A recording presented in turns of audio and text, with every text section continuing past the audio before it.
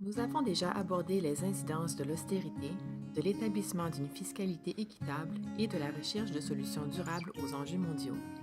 Toutefois, de telles politiques ne suffiront pas à elles seules car, même lorsque les lois justes et progressistes sont en place, il y en a toujours qui abusent des règlements et qui utilisent le pouvoir et l'influence à leur propre fin.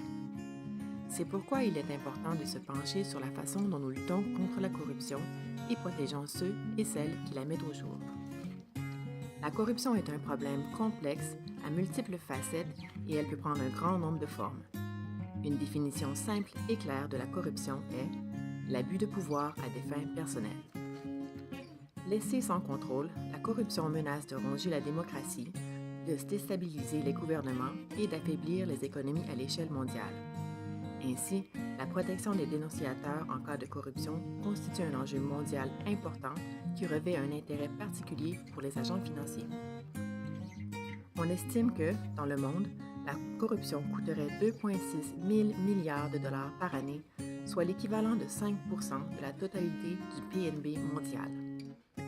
Pour placer les choses en contexte, l'économiste Jeffrey Sachs estime qu'il suffirait de 175 milliards de dollars par année pendant 20 ans pour éliminer la pauvreté dans le monde. Voilà seulement 6,7 du total perdu à la corruption chaque année.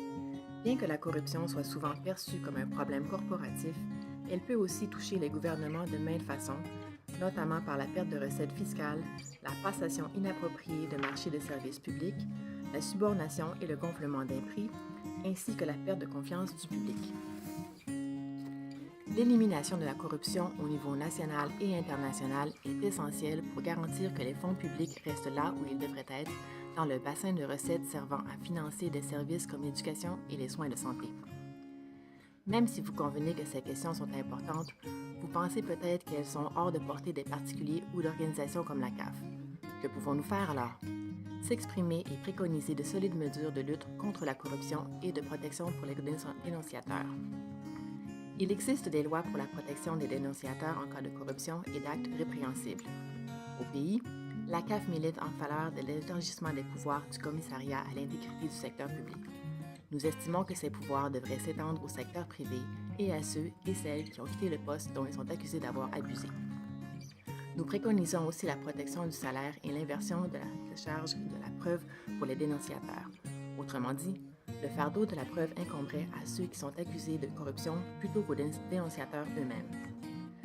Dans une perspective mondiale, nous croyons qu'il est essentiel pour la CAF et ses partenaires nationaux et internationaux de définir et d'établir des pratiques exemplaires en matière de lutte contre la corruption et une norme internationale pour protéger les dénonciateurs partout dans le monde. Tous les dénonciateurs doivent être habilités à s'exprimer, à pouvoir garantir la protection dans le cas échéant.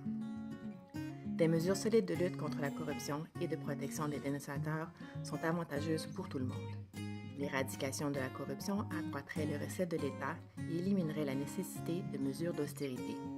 Par ricochet, cela entraînerait des gouvernements plus durables et des services publics de qualité plus solides offerts à tous les citoyens et citoyennes. Participez au dialogue, inscrivez-vous au sommet Le financement de la démocratie au www.fundingdemocracy.com.